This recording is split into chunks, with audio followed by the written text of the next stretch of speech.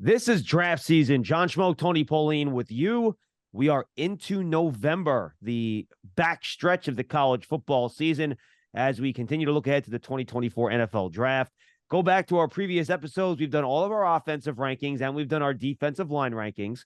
This week, we're on to linebackers.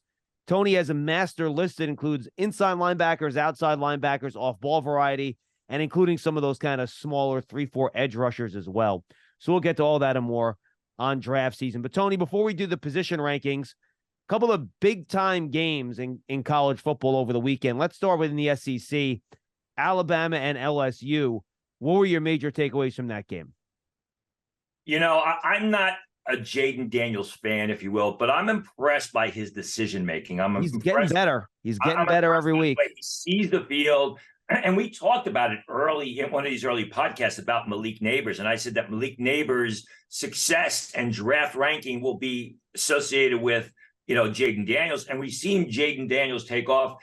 I mean, he had one bad interception late, and he got smacked by Dallas Turner, which, that was a terrible hit. He was knocked out of the game. But you got to like his decision-making. His accuracy is a bit of a concern to me. When I talk about the accuracy, the inability to say, throw receivers free, if you will, the inability to lead receivers. You still see receivers adjusting for passes or reaching backwards. He's able to drop some dimes, as we saw with Malik Nabers. I mean, late in that game, down the right-hand side, it was like a 30-yard pass. It was a beautiful pass. But, I think you're really starting to see Jaden Daniels kind of gel. And we saw it last year, if you remember. The first half of the 2022 season, LSU was all over the place. Jaden Daniels got it together. He played well. They lost the game to Alabama, and it was back and forth until the very late part. But I think you got to like what you see from Jaden Daniels.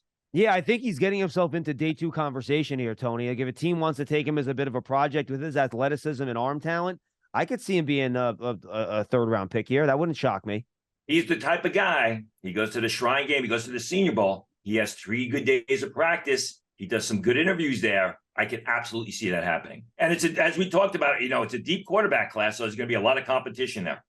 How about Nabers, Tony? Because I know, these wide receiver rankings, a lot of people have guys in different spots. It would still not surprise me one bit if Nabers is the second wide receiver off the board on draft day.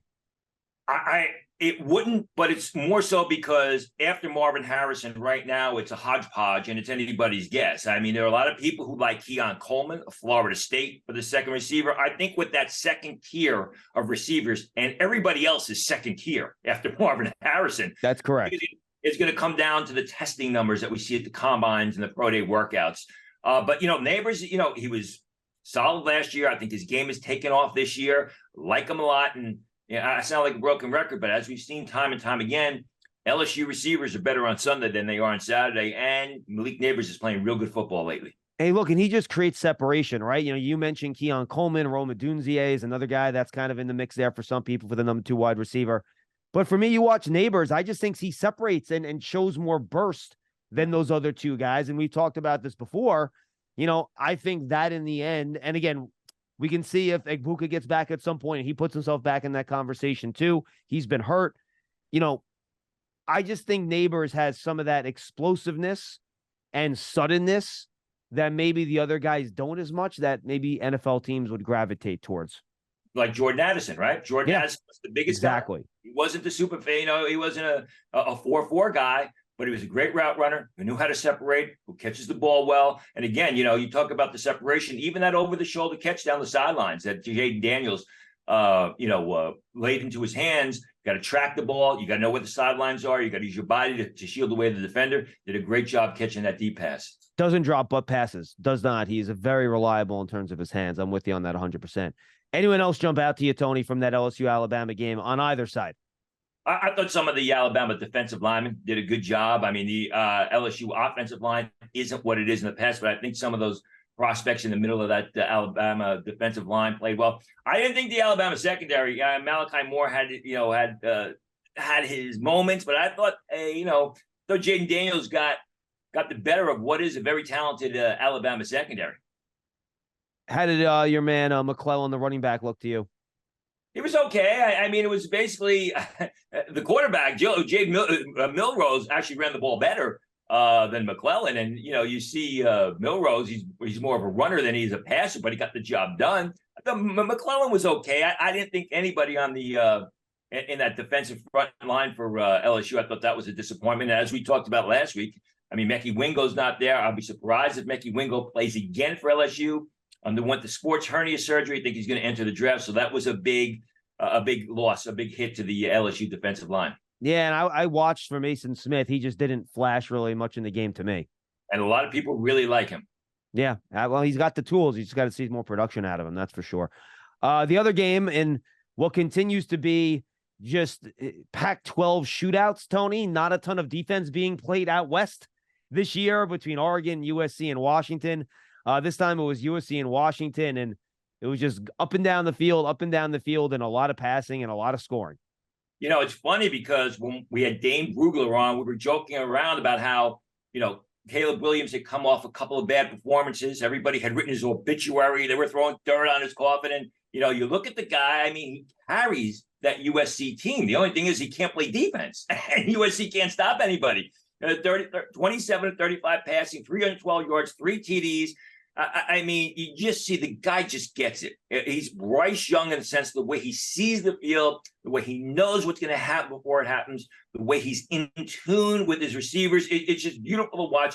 Not the biggest guy in the world, like Bryce Young, but, just so many special things about Caleb Williams. I was happy to see because people in sports gears, what's going on with Caleb Williams? What's going on with Caleb Williams? Caleb Williams is going to enter the draft, and he's going to be the first pick of the draft. Okay, there were a few bumps in the road, but I mean, that USC offensive line is not what it is. The receivers are okay. They're not great. They're not Jordan Addison types, but a great performance by Caleb Williams. Michael Penix had a decent game as well. I mean, threw one bad interception, but he was able to respond.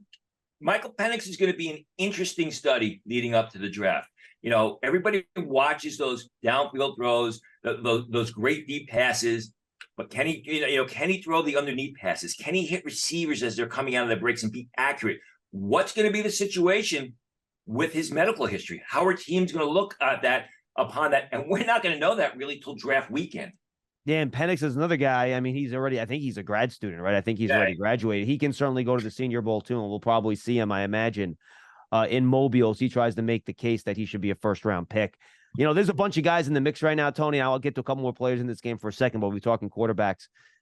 Have you settled on your quarterback 3 yet, or are you kind of still up in the air in terms of who your number 3 quarterback? Because there seems to be a lot of varying opinions on there. People like Penix, people like J.J. McCarthy, people like Shedeur Sanders. I know it doesn't look like he's coming out, but there's a lot of different people in that mix if you look across kind of the draft spectrum. My number 3 quarterback is Shedeur Sanders right now. If he doesn't come out, my number 3 quarterback is going to be J.J. McCarthy, who I'm told is going to enter the draft and who's already getting first-round grades from scouts. So I think what's going to happen is Caleb Williams will be number 1. Drake May will be a top 6 pick. And then I think when it comes to McCarthy, you're probably looking at that middle round. He should probably go anywhere from 12 to 22. He could go earlier because there were just so many teams that will be looking for a quarterback in the first round. We haven't mentioned Drake May's name. You just did. How close for you is he to Caleb Williams? Because I know people kind of have like a razor's edge between them, or are you more definitive there? No, I mean, it was razor's edge coming into the season. And while I think Drake May has not played poorly this year, I think Caleb Williams has just been spectacular, except for a few bumps in the road. And he plays in really the Pac-12 has been an outstanding conference this year. And he's come through, and you see the way that Caleb Williams carries that team on his shoulders as opposed to Drake May. I have Caleb Williams. I think the spread would probably be about 5 or 6 picks. I don't think Drake May is going to be selected 5 or 6 picks after Caleb Williams. I think he'll be selected immediately after. There are 2 different types of quarterbacks. I mean, Caleb Williams is your RPO, mobile, outside the pocket, off-platform throws, where Drake May, who can run, who can easily make plays on the move, can get outside the pocket, but he's a bigger guy who's more your pocket passer. So it's going to be a matter of tastes when it comes. What does a team want? What does a team look for their offense come April? It's not a razor's edge, but Williams, I think my number 2 player on the board right now is Marvin Harrison. Then it's Drake May. Hey, you could argue that Harrison should be the number one player on the board too, the way he's played this year. Talking to people around the league, last one on the quarterbacks. How many teams do you think have May ahead of Williams, or is it fairly universal that Williams is one? I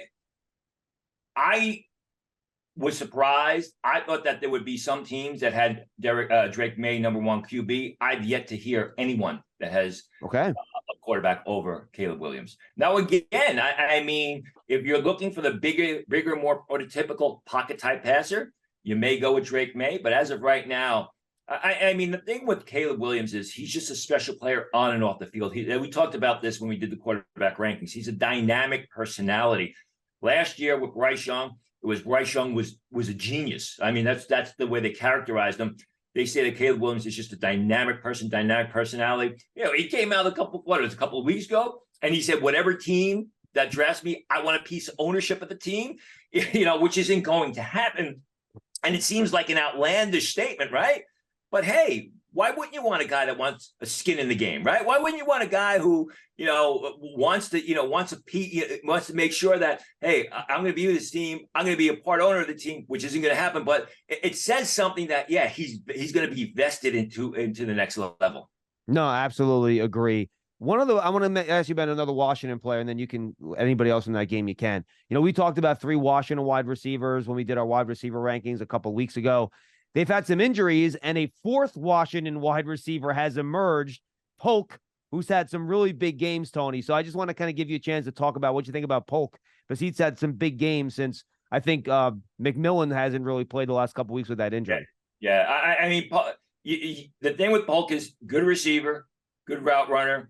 The thing with Washington, what you're going to have to kind of decipher is it the quarterback? Is it the receivers? Or is it the system? Because we've seen that time and time again where the system has made the quarterbacks want to see how it plays out. I think right now you're looking still at a day 3 pick unless he tests off the charts. Once McMillan comes back, you're going to see Polk's playing time diminish significantly. But again, another guy in the pipeline, and that's why Washington is undefeated and basically vying for a national championship or to get into the Final Four in the college football playoffs. Yeah, they played great. Anyone else from that USC-Washington game you want to touch on, Tone? No, I mean, the quarterbacks were fun to watch. You look at the defense, it really Zion Foodie, the pass rusher, I thought did a decent job, got banged up, but came back, made some big plays at timely moments. They were able to contain Braylon Trice, the pass rusher from Washington. I mean, it was back and forth, really till the very end. I mean, it was like a pinball machine with the way the points went up on the board. The USC receiver Taj Washington had a decent game. Brendan Rice also played relatively well. But you're talking about, you know, day 3 picks. I mean, these are guys who have their numbers and are made so much better by the quarterback Caleb Williams. All right, let's get to the rankings now. We'll go to linebackers, Tony. The first couple guys are more of your edge rusher type, so let's start there. I'll do a couple other guys from that kind of grouping, and then we'll hit the rest. Dallas Turner and Jared Verse are your 2, you know, kind of locked in first rounders in this group. How much separates them? How are they different? I watched both guys this morning. I don't think a ton separates them. To me, they're both kind of, I think, between 10 and 20-ish type of picks if you watch them. Your thoughts on those 2 guys, and then I'll kind of give you my take. You know, I think it would be a detriment to Dallas Turner just to characterize him as an edge rusher. That's what he's doing now. But go back and watch the 2021 film when he was basically used off the line of scrimmage in space as an off-ball linebacker. And you can tell back then when he was a true freshman, I wrote about it, that this guy had some special talent. So I give Turner the edge because I think he's a better athlete. I think he's more versatile than Jared Verse. I think he's a guy on 3rd and 5. You can send him up the field on the blitz, or you can even play him over the tight end, and he'll do a decent job for you in coverage. Jared Verse, outstanding story. Transfers from University of Albany in New York to Florida State, makes an immediate impact. The guy's a terrific pass rusher, not as athletic, not as fast. Going to be interesting to see how fast he times at the combine. I'm hearing in the mid 4.7s. And while that's not bad, that's not the 4.55s that we're seeing now, you know, these sort of undersized college defensive end pass rushers, run at the combine. I think they're different types of players. Like you said, Verse, I think, is more your traditional 3-4 outside linebacker. Turner I have rated higher because I like his versatility. More athletic, covers a lot more area. You can, you run a zone blitz, you can drop him in space, you can line him up over the tight end, or you can send him up the field. Yeah, well, I'll give you some of my notes on Verse. Good, not elite athlete, which is kind of what you just talked about, right, with the testing. His hands are great. Like he gets hands on these offensive tackles. He knocks them away. He's that great rip move. Even though he's not an elite athlete, he uses his hands well to create room off the edge to kind of get around the edge on some of these guys. Good burst explosiveness. He finishes well, and he's got power, Tony. This guy will put offensive tackles on a track and just push them into the quarterback's lap. And I think he does that fairly consistently. He does. The only thing is going to be a little bit different. He goes, what, 253, 255 pounds? A lot tougher in the NFL to do that, right? Exactly. Than doing with tackles in the ACC. So, I think that's why I have Dallas Turner rated higher, because like you said, you don't see that great speed from Jared Verse. He's not a guy, in my opinion, that at the next level, if you send him up the field, he's going to be able to change direction and pursue from the backside and catch the ball handler from the backside, which is really what you want, or you want to have that ability to do that. Yeah, for me, Dallas Turner, I thought he has a great quick inside move, man. He'll go outside, he'll get inside really fast and get to the quarterback. I'm honestly surprised, based on what I agree is very strong athleticism, Tony. He doesn't really go after the edge of the offensive tackle as much as I would think. Like, you don't see a lot of those, just win off the edge, get underneath the offensive tackle, dip and rip. He almost uses his length more, and he's a long player. I think he does a good job with that. So he flashes it, but I like to see a little bit more consistency of getting on that edge and just challenging with what I think is athleticism that's good enough to do it, to win outside more consistently. But then again, maybe that's Alabama, right? Maybe that's Saban telling them, stay in your lane. We don't want you to get too far outside. So it's a kind of tough thing to balance.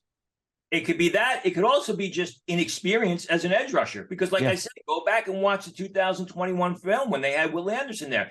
He wasn't rushing the edge. He was playing in space and doing a good job of it. So maybe it's just more the fact that I would agree with what you said. I mean, if it's basically gap assignments and responsibilities that Nick Saban wants him to do, that could be the issue. Or it could be that he's just an undeveloped pass rusher, and he's really got to develop that area of his game more, as opposed to the guy who was a true freshman, was basically running all over the field in coverage and pursuit, making plays 10 and 15 yards off the ball, rather than just basically being used up at the line of scrimmage. Yeah, and that to me was holding him back from being a lock top 10 pick. Like in the last few games, if he can really get more consistent with that, I think he can vault himself into that top 10 area. All right, we're not going to go in order here. I'm going to jump to a couple of guys that I would more consider edge players, Tony, and then we'll get more to the off-ball guys.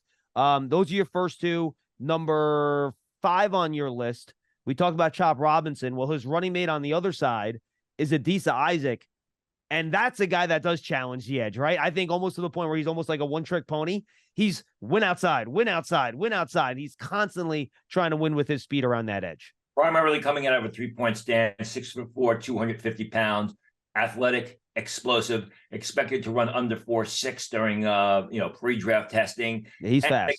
A guy who is, he's going to have to learn more versatility in his game, because you watch Penn State, as I said, primarily comes out of a three-point stance. As you said, just takes those wide angles around the pass rushers. Now he's got to learn. He's probably going to have to learn to stand up over tackle at the next level. Going to have to learn to drop off the line and play in space. He has the athleticism. I like his intensity too. He's a go type of player. No let up in Adisa Isaac. And there is a lot of talent on that Penn State defense, as we've talked about in the past, as we'll talk about today. So there's a lot of competition there. And the fact that he's probably practicing, taking a lot of reps against Fashanu in practice the past couple of years has also helped him. Undeveloped, your prototypical undersized college defensive end who's going to have to learn to stand up over tackle. Doesn't always work out, because sometimes a lot easier to come out of a three-point stance, but he's going to have to learn more to develop his game. He's one of those guys that has got great potential, and I think, early on you may see him as a situational player. Right now I have a second-round grade on him. Yeah, listed at 6'4", 250. We'll see what he is when he eventually measures up here. Last edge guy I want to touch on with you, Tony. So when you mentioned, when we were talking about the Washington USC game, that's Braylon Trice. I really like watching this guy. His motor's lit on fire. He's always going 100 miles per hour. Now, I don't see that elite athleticism, which would push him into the first round. But, man, he gets inside a lot. He's very strong. He's powerful. he's going to be a really, really good NFL player. I'm just not sure how high the ceiling is. And I also think, you have him here as an outside linebacker because that's how they use him in Washington, right? He's a stand-up guy all the time. I think in the NFL, he could be a three-point stance guy. I think he's strong enough to set the edge to me. Not only strong enough, probably big enough. 6'3" and a half, 170 pounds. And he's probably going to put on more weight before he takes it off. So yeah, I agree with you. The only thing about Trice that concerns me is, I just mentioned he's kind of streaky. I mean, you'll see him make a couple of plays and blow the game up, and then he disappears. So I think, going back to Adisa Isaac, he's got to develop his game. He's got great upside potential. He's got decent size, and you're right about the athleticism. Where you're looking at a 40 time, he's probably not going to get under 4.7. But if he's 6'3" and a half, 275 pounds, and he runs in the mid 4.7s, you got a very athletic or very quick defensive end there in a four-man front who could occasionally stand over tackle. I like his fundamentals. I like the way he uses his hands. Yeah. You talk about the fact, he goes, plays with a nasty streak, really looks to attack opponents, The streakiness with Trice does concern me on occasion, though. Yeah, what I like is that he'll face a lot of double teams, Tony, and a lot of players, and you see this at the NFL level, when you run into two guys at the line, they'll just kind of tap out and they're like, all right, I'll hold here. I'll occupy the guys. But he still tries. Like, he'll bounce off one, try to get around the other one. He'll try to run through the middle. He even though he gets doubled, he still really puts that effort in to try to get after the quarterback, which I like. And again, I think it's a mentality at Washington, especially on defense. We talked about all the talent that they have at the receiver position. We talked about something, they've got Zion Tupula Fetui, who's rated much lower down the scale, was a dynamic player early in his career before injury set in, and he struggled, although he's still a good player. We talk about, the Penn State defense. Washington's got a lot of good defensive players in that front seven, have some players in secondary too, so there's a lot of competition there. So you better be on your game every snap because there's a guy behind you that's ready to take your spot. Yeah, the results for that Washington defense just haven't been there so far on the field in terms of actually keeping points off the board. All right, let's go, Tony, to some of your off-ball guys. Your top two, you kind of have them pretty close to each other in your rankings. Curtis Jacobs from Penn State and Barrett Carter from Clemson, both kind of your more traditional old-school 4-3 outside backers. And I may have them rated higher than most, especially Curtis Jacobs. I've talked to scouts who have him graded as a mid-first round pick. I have talked to scouts who have him graded as a third-round choice. I am just more of a traditionalist. And when I see a guy like Jacobs, who's 6'2", 235, runs and plays in the mid to low 4.5s, outstanding in pursuit, terrific in coverage, covers a lot of area. Everybody loves the pass rushers these days, but you need those off-the-ball guys on 3rd and 6 that can stay downfield with the tight ends, with the running backs, and do a good job when the ball is in the air. And that's what Jacobs has done for 3 years. I mean, he's not just a one-year wonder. He was a guy that 3 years ago you started to take notice of. Excuse me. He was a guy who really considered entering last year's draft. I have him as a potential late first-round choice. I think with Jacobs, it's more that, quarterback's a priority. The pass rush is a priority. It's not a great pass rusher, but they don't need him to be a great pass rusher because they got Adisa Isaac and they got Chop Robinson up front. He does the little things very well, stacks well against the run, fires up the field, fills those gaps and run defense. I just like his complete game as, your traditional 4-3 outside linebacker, if you will. And that's what Barrett Carter's like. I mean, he's a guy who goes sideline to sideline, very athletic. Remember Trenton Simpson from a year ago? Everybody loved Trenton Simpson. I look at Barrett Carter as a guy who's got more instincts than Simpson. He's sort of similar, undersized type of run and chase linebacker. He's a guy, if you watch the film, sometimes he's 20, 25 yards downfield in coverage, makes plays with ease, like his athleticism. But again, he's not the prototypical 6'3.5", 245-pound pass rusher. But, teams need those off-the-ball linebackers. We've seen a lot of times where teams are now taking oversized college safeties and making them linebackers. Simpson is an undersized linebacker, but a real good football player with outstanding instincts.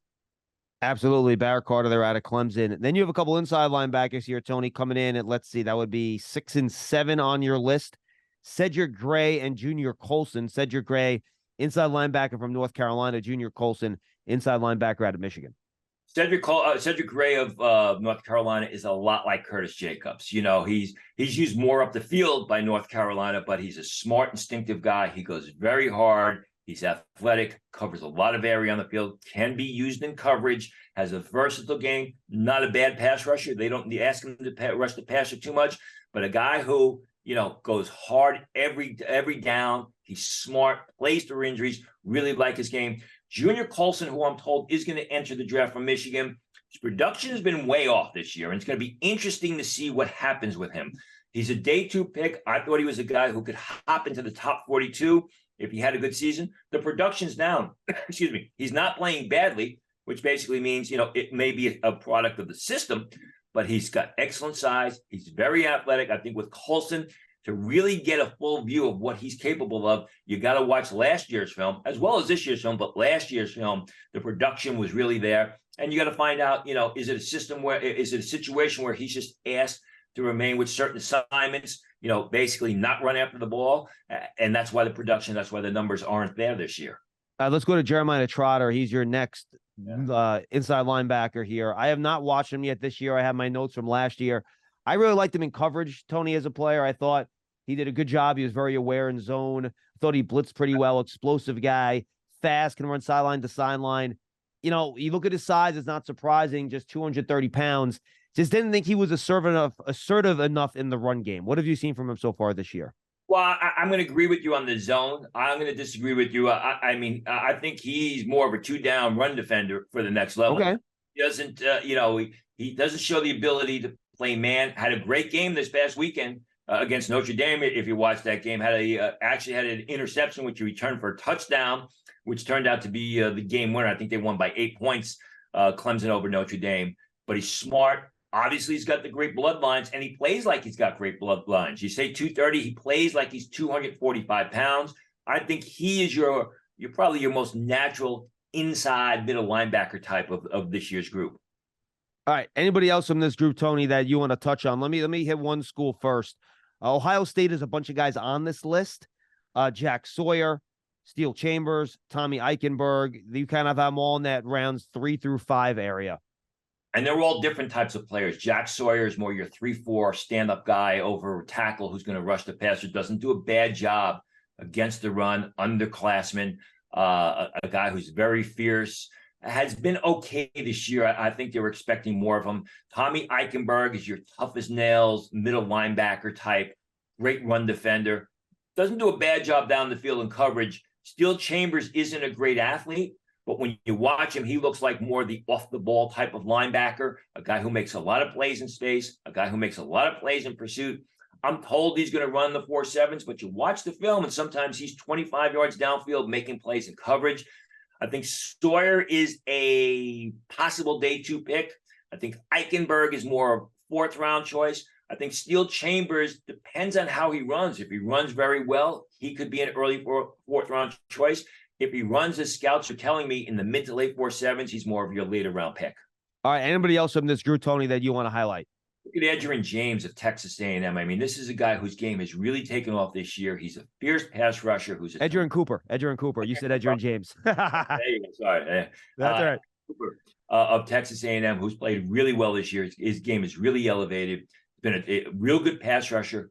Terrific run defender. He's shown a lot of ability in pursuit. You're looking at a day 3 guy there. Danny Stutzman of Oklahoma, underclassman, who I'm told is going to enter the draft. Got a little bit dinged up with an ankle injury a couple of weeks ago, but a guy who flies around the football, more of your middle linebacker type.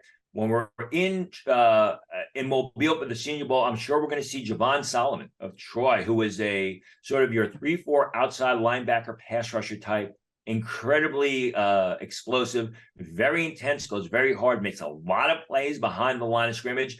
And for you and I, a local guy, Tyreen Powell of Rutgers, who was not on the field Saturday against Ohio State, but he's got excellent size, 6'4", 245 pounds. Despite that size, he plays like a weak side linebacker type in the sense that he covers a lot of area on the field. He shows a lot of ability in coverage, goes sideline to sideline, makes a lot of plays in pursuit. I have a 5th-round grade on Powell right now, but I believe if he tests well and does well in the postseason at the Shrine Bowl, at the Senior Bowl, whichever one he's invited to, and is able to play, if he's healthy, I think he's a guy who could watch his draft stock take off. All right, Tony. just let's close here with kind of your general overview of this linebacker class. What do you think of it? Is it a strong class, a deep class? What's your overview of the linebacker group?